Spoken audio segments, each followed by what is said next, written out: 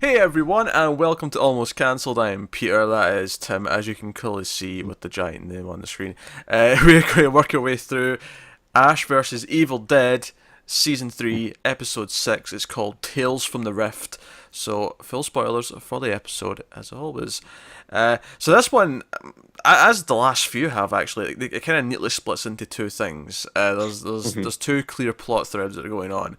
One of which is Kelly and Ruby, because Kelly goes all commando and goes after Ruby with a shotgun and blows multiple holes in her, including her head, which was somewhat satisfying. Her just walking in and just blasting her repeatedly, and then we get the visual effect with the eye like forming again and the head coming back together because she's immortal and she can't be killed. And we see that again later on with the grenade and her leg like crawling back and her hand crawling back to like all reform. All to a It's like Wolverine. a little bit. Does Wolverine's hand actually like crawl though? Like like the hand from the Addams family. Does it actually do that? No, he just grows a new one. Yeah, that's what I thought. That's what I But thought. I think there's like, I'm not sure which comic it is, but I think there's like some infamous comic where he like basically regenerates a new body from like a single drop of blood or something like ridiculous like that. That sounds. Actually, there was a question. I think it was Gabby in All New Wolverine recently. Not to that tangent into comics too much, but she asked the question because she's like Wolverine. If she was cut in half, would both halves grow a new half, and there'd be two of her? It's a good question. That's a very good question. Or does it just decide which one's the base of what the new version will be, and therefore it's just one, and then the other half's just a dead half? I don't Yeah. know. These are the Who important knows? questions that have to be said. Here, of course, this is more crawling back together and reforming. So no debate like that when it comes to Ruby. But this all sort of wraps up in a. I mean, it's very satisfying watching Kelly fight so hard and being like, "Oh, this is for Pablo. This is for Brandy's mother. This is for this and that." And very satisfying. But it all kind of wraps up in a surprising ending of Kelly being killed. She is stabbed with the dagger, and we get a relatively emotional moment of the music like going Yeah. up, and she like is like just dying there, and then she stops moving. Now, of course, I'm thinking this entire time. Okay, I don't really believe she's gone, right? Right. For whatever reason, she's a main character. We technically killed Pablo last season, and he's still around. So why not? I get the feeling that the three main characters seem to be pretty safe. Like anyone Yeah. else, it seems like you can go at any time. But Yeah. So obviously we don't really have Kelly for a while. Of course, we still have Dana De Lorenzo here around because basically we learned last time that Ruby's got this, this other dark one that she's been talking through the book. She puts her inside Kelly's body. She's now the vessel. So we have obviously the actress running around, but she's like pretending to be Kelly, and it's actually this evil ally of Ruby. I still expect we'll get real Kelly back at some point. I'm sure. But who knows? Maybe like they always intended this to be our last season, and therefore at the end of the season they'll just be like they'll kill the evil version, and real Kelly's gone forever, which would upset me because I like Kelly a lot. Yeah. But what did you make of all this, Tim? All this killing Kelly and possessing her. I thought this was kind of the highlight of the episode. It's a lot of fun. It is, what you want in Evil Dead. It's big. It's over the top. It's loud. It's, a lot of cool stuff. Like you have that opening shot where, she has a big hole in her head and she crawls through towards the camera, and then the camera goes through the hole, which, like it looks like a little wonky because obviously it's like CGI and stuff, but it was still like a pretty cool effect, I thought.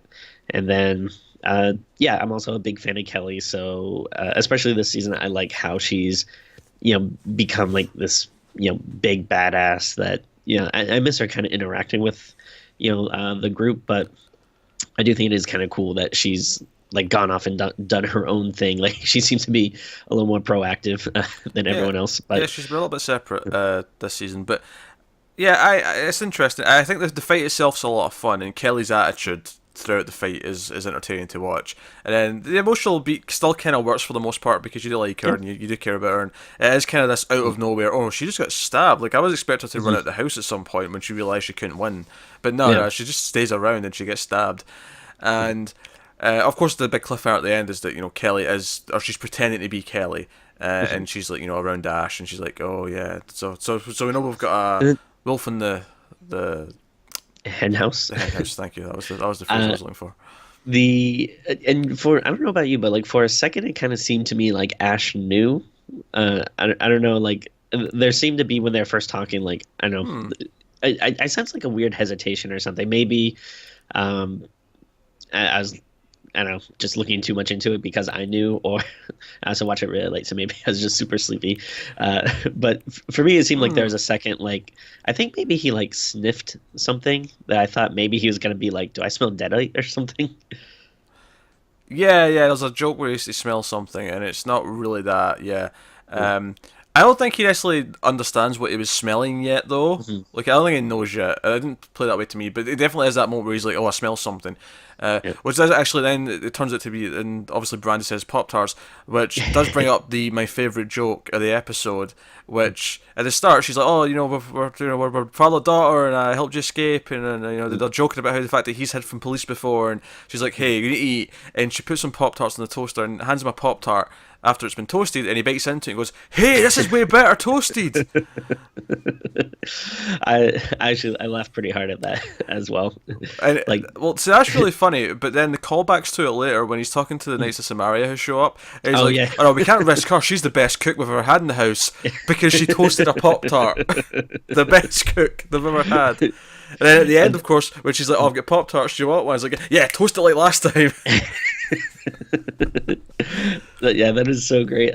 Yeah, I love the fact that I'm assuming that he's been eating Pop-Tarts for quite some time, and it's like you never, like he didn't even know that it was possible, like to toast them. Yeah. Like it seems like such a new concept. I mean, there's some flavors I think taste better without being toasted. It depends on the flavor. I have preferences depending. Interesting. Okay. Yeah. Do you have a favorite flavor? I don't have a favourite. There's a lot I like. I like the cookies and cream. I like the Sunday one. I like all these various things. I gotta go. I mean, they have all these new crazy flavors. I don't mess with that. I gotta get the classic, like cinnamon, whatever, just brown Never had flavor. never had the cinnamon one. Obviously, there's a basic chocolate one which you tend to get a lot. Well, like when I was growing up, is basically just is either strawberry or whatever the brown one was. I think it was just cinnamon. I don't know. It might have been cinnamon sugar or something else to it, but yeah, for a while it was just those two. Now you go there, they have like orange soda flavor or watermelon, and it's too much. They're a bit extreme, yeah. I'm not having that. But so it's the Pop-Tart range, which is good. I have to admit, I'm not totally necessarily loving the Knights of Samaria sort of thing we keep coming back to. Like the whole there's an apocalypse coming and they have to stop it, and they keep trying to bring Ash into it. At least there's some fun stuff. Don't get me wrong. When the dude goes through the portal and comes back, and we get this weird Resident Evil-esque monster of him, where he basically like absorbs a guy's head into his like shoulder, and then absorbs like another guy's head into his hand. Like Yeah, that was good. That was fun. Yeah, I thought of Resident Evil as well, specifically Resident Evil 2. With it kind of reminds me of the guy at the end. He has, I'm pretty sure it's 2. He has like the big eyeball on the shoulder and William. stuff. Yeah, William Birkin, that's the one. I was. Joe, it's funny. I never even thought of that. I was thinking of more the Revelations games, because when he had the head in his hand, it reminded me of like one of the monsters from that. Okay. But yeah, it was very even the fact that when he died he turned to goo. That was like very Resident Evil 4 right, yeah. or something like that. Like it was very video gamey, I guess is what we're saying. That fight itself is a lot of fun because it's so ridiculous and over the top. The actual Knights of Samaria, they're like showing up and like, I mean, sure, I enjoyed the joke where they all kneel and he's like, "What? Do you get a discount on knee pads?" Or like, there's some fun stuff with it. Yeah. I think ultimately though, it's making me feel like the main plot, and I'm saying as the Knights of Samaria being the main plot. I don't think I like that as much as the main plot from last season.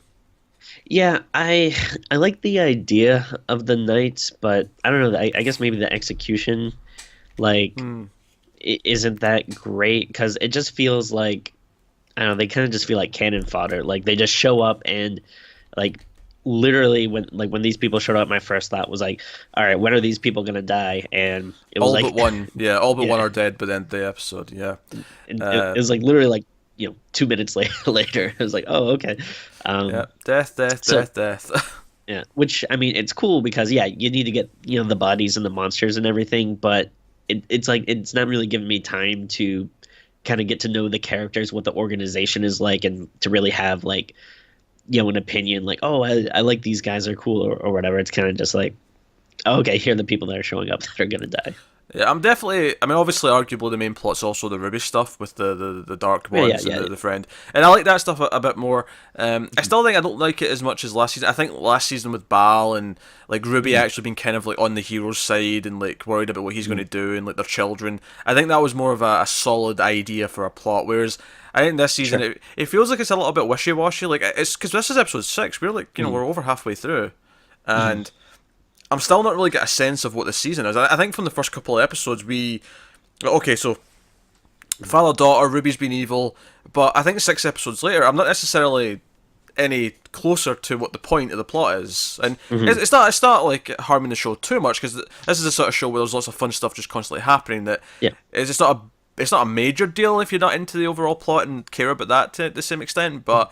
Last season I did. Last season it flowed really well. This season I'm like, nights, whatever. Yeah, and I think with the like at least with the earlier episodes, you have the same thing where you're not really sure where it's going, but you had really good set pieces that with the sperm bank and the high school and stuff. That stuff was really good. That you're not super concerned about it. Whereas like the last couple episodes, the as definitely has had fun set pieces, but I don't think they didn't stick out as much as some of the earlier episodes this season. I think the last few have focused more on developing the main plot, which is, to be fair, exactly what I think they should be doing at this point in the season. But it still kind of feels really kind of undefined and just kind of generic and just like, oh, there's a portal going to open, there's going to be demons coming. Like, okay, so this is a pretty basic Evil Dead plot then. It's just that, whereas last season with the whole, there was a clear goal. There was like, oh, let's stop the kids from being raised and let's, stop Bal. There was a clear kind of thing there. Yeah, I think it was nice last season having Jesus, having like a big bad that you can kind of have like a very clear goal of like, all right, well, so this guy's around. They're gonna run into him a few times, fight him at the end. It's the Buffy formula. But I Was guess that Tim? The hit television show Buffy the Vampire Slayer? And then I guess this season you could say maybe Ruby's gonna be the big bad or whatever. But I mean, we've already seen her. Like we know what her deal is. So it doesn't feel like that. At least I like Ruby and everything, but it doesn't feel as like threatening as like because Bal did. she's not super intimidating because we see her doing like random things, setting up stuff, and it's like, okay, what's she up to?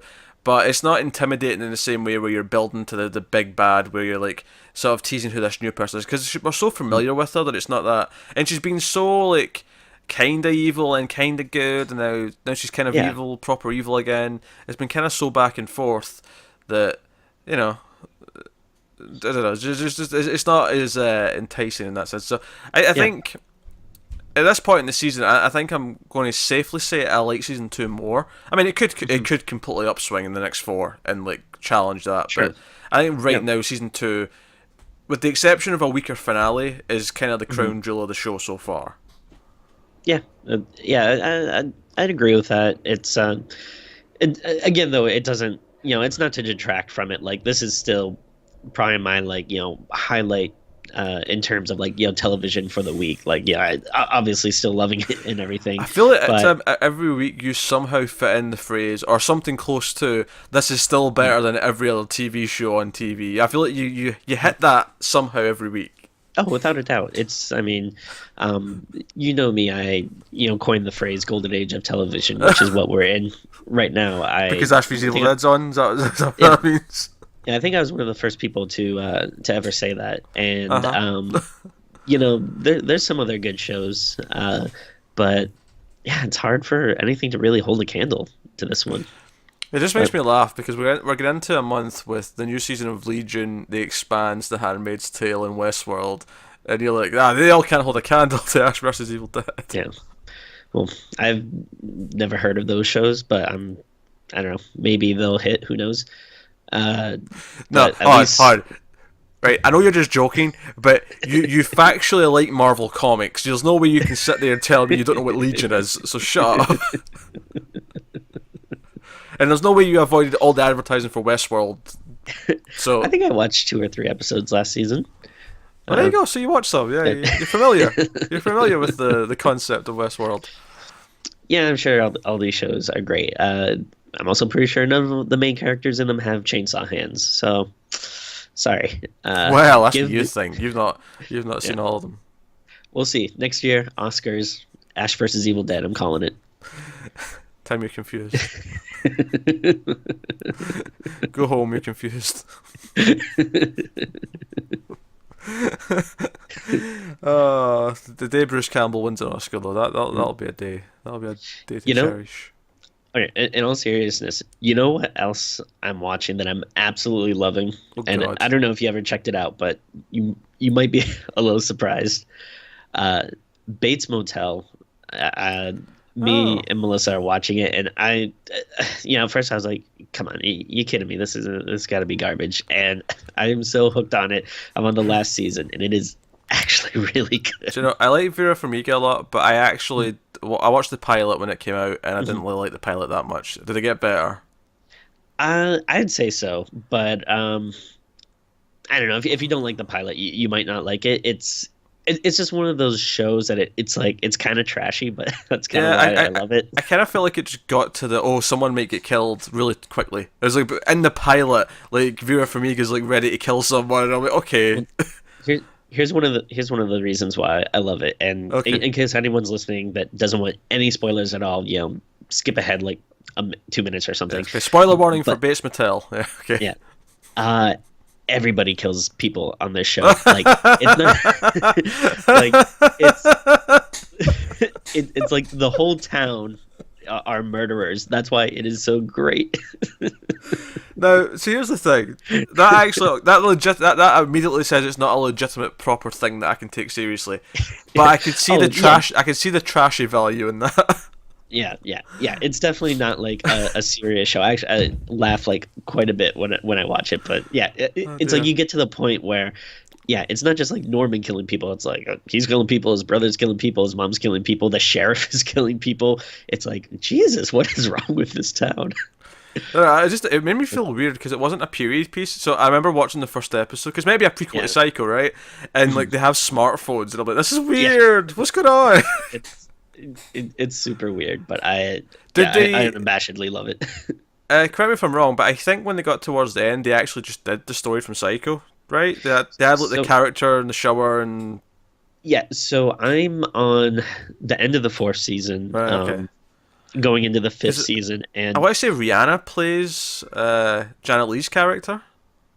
I haven't gotten that far yet, Right, but I but- think I heard that. But so I'm at the point now where stuff is starting to click together and kind of go into the the first movie. Okay. And normally, with that kind of prequel-y stuff, you kind of roll your head. But actually thinking this, like, it is done like in a way that I'm kind of like, oh, that explains why he does that and this and that and blah blah blah. Okay. Again, it's like I wouldn't say like, you're gonna sit down and be like, oh, this is like great horror TV, but it's like if you want that kind of like trashy, like, oh, funny, like kind of like it's not like full on like CW, but kind of like that vein kind of show. Well, it It's did so fun. well that the network that put it on decided to stop doing dramas and just go back to reality programming after it finished. Oh, wait, what channel was it on? A&E, I think. Oh, I thought it was AMC, but No, it maybe was it was A- A&E. Yeah, because they had like two scripted shows. They had Bates Motel and something else.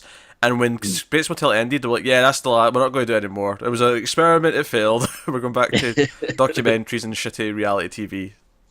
I wonder if that's a good thing though, because if it did good, like, how long would it have been before we got like Camp Crystal Lake and Elm Street, the TV show, and I don't Well, know. I'll give Elm Street some credit. At least there's probably something to tell there about this child like molester, like kidnapping kids, and all the parents like Sure. hunting Yeah. them. Like there's a story to be told there, maybe. Yeah. stretched out Crystal across Lake. like 10 seasons. I don't- Okay, not that long. Not that long a story. Dude, how many kids is he going to kill over the course of 10 seasons? Jeez. Anyway, so I guess we're wrapped up this episode of Ash vs Evil Dead. It was good. That had lots of good moments. I think it just maybe showed me that I'm not necessarily super into the main plot of the season as much as last year. So it's kind of a bittersweet where like, okay, I actually quite enjoyed most of this episode at face value, but and I'm digging Brandy and Ash being nice to each other. I like that. Oh, actually, yeah, that's one thing we didn't really go too much into, but I like that. I think maybe I might have mentioned it like an episode or two ago. Like, I understand why she's gonna be distrustful of him, and but I'm glad that they kind of quickly got over the whole like, what's going on? Oh my God! Like, who are you? Like, monsters are real. Like, I like that she's kind of fully on board now. She's like in a way, she's kind of like, heck yeah, I'm your daughter. Let's do this. Let's fight evil, like kind of thing. Also, just once again, the best cook we've ever had in this house because you toasted a Pop-Tart. Alright, so let us know what you thought of this episode in the comments below. Like, subscribe, all that stuff. Get us on the Twitters at mails_fuzz for channel updates. If you want to support the channel, head over to patreon.com/mailfuzztv. You can get a link to that in the description. But otherwise, that is us. So thank you once again for watching. We always appreciate it. Keep watching TV. Have you got any vanilla?